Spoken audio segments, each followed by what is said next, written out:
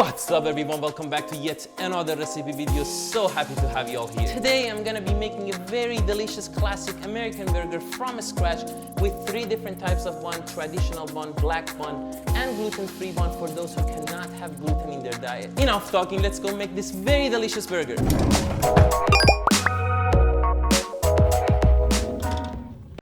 Alright guys, here is the list of ingredients that you need for making 6 American classic burgers with buns from scratch. I also got the list in the description below, so make sure you check it out.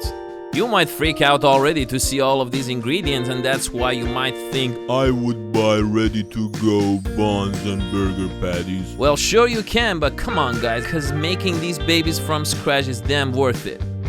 I'm gonna start off with cleaning these beef babies. Look at her, fresh as hell and nice pink. Just make sure to trim those silver fat layers because they are not gonna be cooked, neither add any flavor. The best part of beef for making burgers, in my opinion, are beef chuck and brisket or ribs. Here I'm gonna be making 6 burger patties, each 200 grams, so I need 1200 grams of beef in total. And the best combination ratio is 70% beef chuck and 30% brisket or beef ribs. And again, this is my damn opinion, so feel free to use beef ass in your burger if you wish. Just kidding. We're gonna grind the beef manually or by using grinder machine with medium-sized grinder plate. Please do not use the fine holes plate because we are not making sausage. We need to add an egg yolk to the beef, and the reason is to help holding the beef together and also avoid the beef patties to break on the grill or in the pan. Season your baby with sea salt, freshly grinded black pepper, and garlic powder, about 2 grams or half a teaspoon each. Next, it's time to massage her, rub her for 2 to 3 minutes till everything is incorporated very well. Then we're gonna split the beef into 6 equal portions for each patty. You can do it visually or you can use the kitchen scale. Remember, do not use the scale you got in the bathroom that you use to weigh your ass once in a while. And now it's time to shape each portion into beef patty. Well, you can be whatever and do it by hand or use one of these super cheap burger molds instead to make your patties look damn professional. Regardless of what you're using, just make sure to have the same thickness all around the beef patty, cause that way it cooks perfectly and evenly throughout. Alright, place all of these burger patties in a tray, cover them with a plastic wrap, put them in the fridge and let these girls chill for about an hour. We're gonna make our beautiful bun dough from scratch for regular and black buns first. Start with dumping your 300 grams of all-purpose flour in a bowl. Add the 20 grams of sugar and 10 grams of dry yeast to the mix.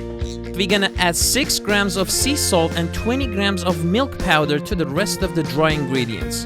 I know milk powder sounds crazy, but add a lot of awesome flavor to your bun, trust me. Mix all dry ingredients a little bit and add 1 whole large egg to the mix. Add 24 grams of butter and 145 grams of warm water to the bowl and start mixing everything with your hand or in a mixer machine. It's totally fine if the dough sticks to your hand a little bit, so try not to add more flour to the dough. After 5 minutes of mixing the dough, split it into 2 portions, one for 2 regular buns and another for 2 black buns. Put some olive oil in a big bowl and place the dough in there, and make sure to massage the entire dough with olive oil, cause this way the dough does not stick to the bowl when it is rising. Cover the bowl with a plastic wrap and put it in a dark, warm place for about 2 hours to get double in size. The perfect place is your oven when it is turned off completely. To make black buns, place the other half of the dough in another bowl and add half a teaspoon of black food color or cuttlefish ink to the dough to create that sexy black color. Massage her for another 3 minutes, shape it to a little ball, cover the bowl with a plastic wrap and leave it in the same place you left the other bowl. Finally, to make the gluten-free bun, add all dry ingredients to another bowl first and mix them very well.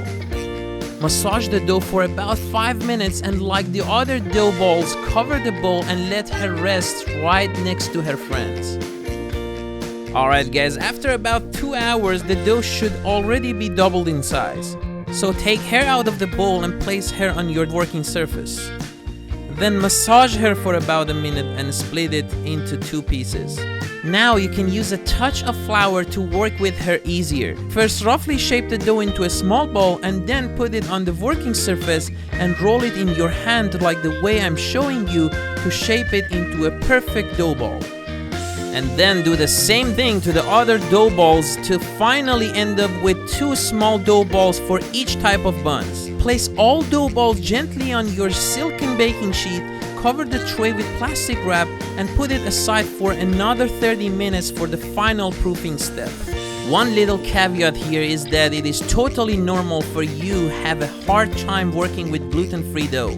Because there is no gluten in the gluten-free flour, the dough would be kind of weird and brittle when you touch it. Alright, after about 30 minutes, we're gonna be making our buns rub with egg yolk and a tablespoon of milk.